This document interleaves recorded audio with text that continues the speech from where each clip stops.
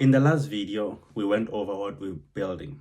If you're just joining us and you have no idea what that is, I'll link the video in the description below. The step that we're on is the most important step when it comes to building software. And it's the one step that software engineers hate and it causes them to fail in building their software. This step is analysis, understanding the requirements.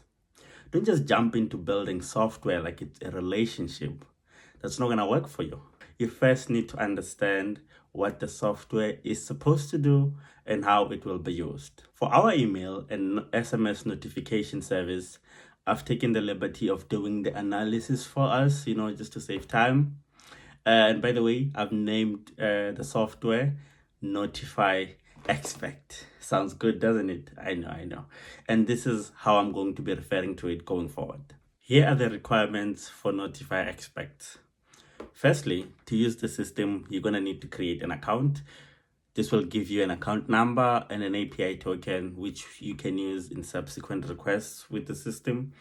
So the reason for an account is so that you can be able to reuse the system across multiple projects. It's just a matter of creating an individual account for those projects. This account has multiple purposes. One, it will give us access to the system. The second one is it's what will be used when sending us report usage regarding the system. So let's say that some of our notifications failed.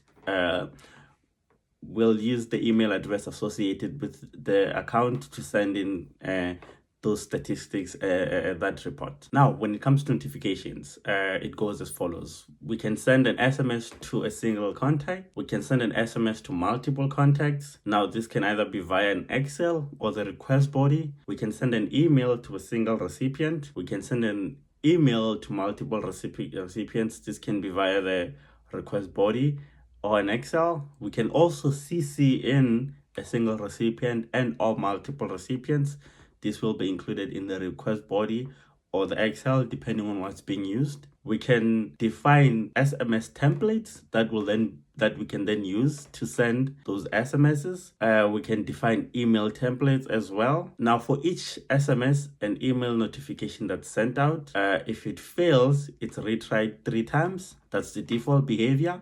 However, we can configure it as per our requirements. So you can say it should retry 10 times. Now, these settings will be saved against the account that you are using in that particular moment. Each email and SMS notification that you send through the system provides a reference number, which you can then use to track the status of the SMS and or email notification. In the case that we've retried the notification 3 times and it still failed, you can then use the reference number to resend that notification again at a later stage. Now, those are our requirements. Now, since we've gone through this step, I'm confident we're not going to fail in building the software. Now, in the next video, we're going to set up our working environment and get started in building the software. See you in the next one. Cheers.